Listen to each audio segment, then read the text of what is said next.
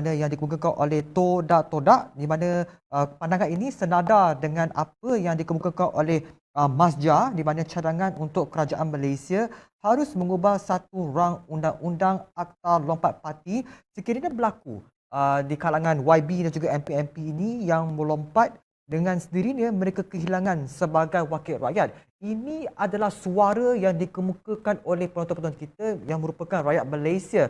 Jadi kita ingin kembali semula bersama dengan panel kita pada malam ini, Saudara Iswadi.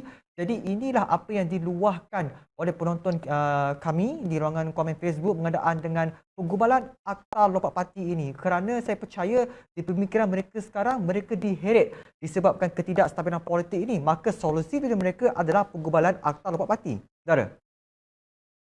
Okey. Saya setuju sebenarnya pada dasarnya perlu ada Akta Lompat Parti ini.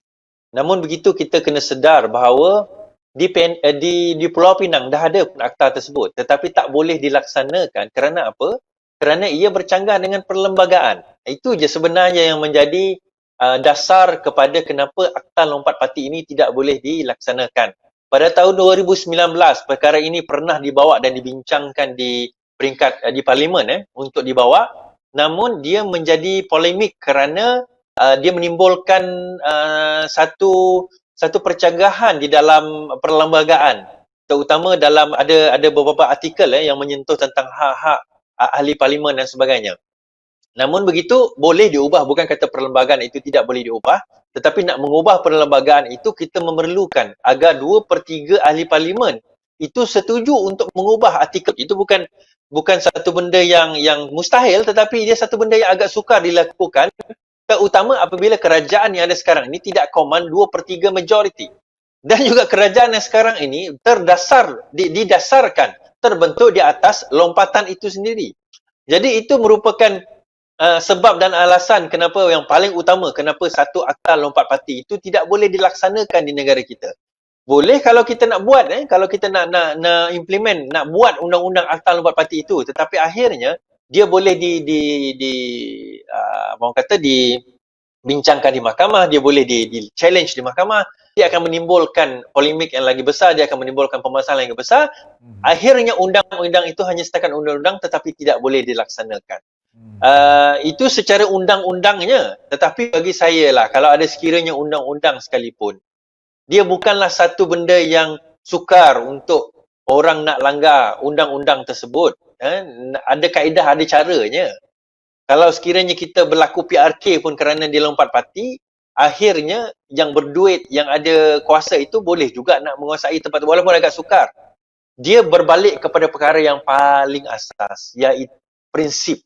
Kalau kita tengok sekarang ni 92 ahli parlimen Parti Pakatan Harapan, mereka masih lagi utuh bersama dengan Datuk Seri Anwar Ibrahim.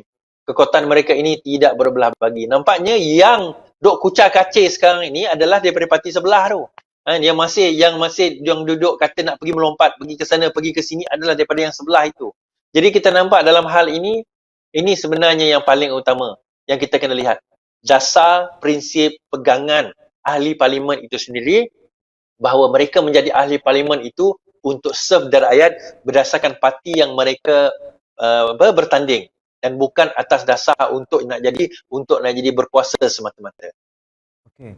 Baik, nampaknya kita sudah kesutukan masa dan saya ingin rangkumkan apa yang kita hujahkan jadi mulai wacana kita pada malam ini, dan untuk yang terakhir, Saudara Iswadi, selepas PRN di Sabah ini, apakah yang akan berlaku? Ke manakah politik negara untuk seterusnya, Saudara? Persoalan yang paling besar sekarang ini yang masih kita tunggu-tunggu adalah pengumuman Datuk Seri Anwar Ibrahim tentang jumlah majoriti yang dia ada pada tempoh hari. Dan beliau masih lagi menunggu perkenan agung untuk mempersembahkan jumlah majoriti yang ada. Itu yang paling utama. So bagi saya nampak yang itu yang signifikan sekarang ini. Dan saya nampak juga sekarang ini tunding-menunding jari di antara armada pemuda UMNO kepada Bersatu. Tunding-menunding jari itu semakin hebat, semakin galak kita kata di kalangan mereka-mereka ini. Jadi saya nampak pergolakan-pergolakan itu berlaku, dan sekiranya Tan Sri Muhyiddin Yassin tidak boleh cater benda ini dengan baik, berkemungkinan akan jatuh kerajaan dan akan berlaku snap election. Dan itulah yang kerajaan UMNO, yang bukan kerajaan, yang parti UMNO nakkan selama ini agar berlaku snap election, tetapi Muhyiddin tak nak berlaku snap election.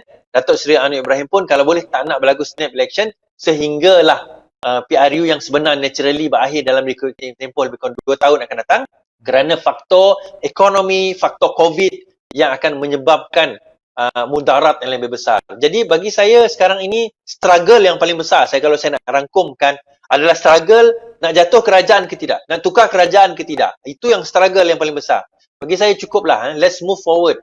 Kita fikirlah bagaimana nak memajukan rakyat. Kita fikir bagaimana nak memastikan esok rakyat boleh bangun dan boleh ada makan minum mereka esok hari, dan kita kena fikir agar tidak berlaku lagi PKP yang sebagaimana bertempoh 3 bulan hari itu, di mana ekonomi kita shut down totally. Jangan kita mereka itu. Bayangkan kalau Sabah yang sekecil itu sehingga sekarang timbul kluster Tawau, kluster Sempurna. Bayangkan kalau seluruh Malaysia PRU sekali lagi, bagaimana keadaan COVID yang mungkin berlaku di negara kita.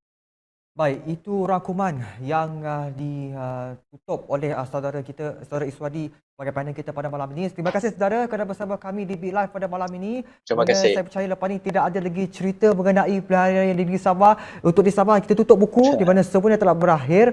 Namun pun begitu untuk anda, di mana rakyat kini telah pun mengembalikan mandat mereka kepada kerajaan negeri yang baharu, iaitu di JRS itu sendiri. Namun persoalan yang timbul, kemanakah politik kita selepas ini? Sama-sama kita nantikan untuk anda. Terima kasih kerana bersama kami di Big Live pada malam ini, di atas komentar-komentar anda, persoalan-persoalan yang anda telah kemukakan, di mana kami raikan. Inilah apa yang ingin dibawa di Big Live, di mana kami sentiasa terbuka untuk mengajak penonton-penonton kita untuk berpartisipasi bersama dengan kita. Baik, kepada tuan-tuan dan puan-puan, terima kasih bersama kami pada malam ini. Teruskan bersama kami di hari esok. Kita jumpa lagi. Assalamualaikum dan selamat malam.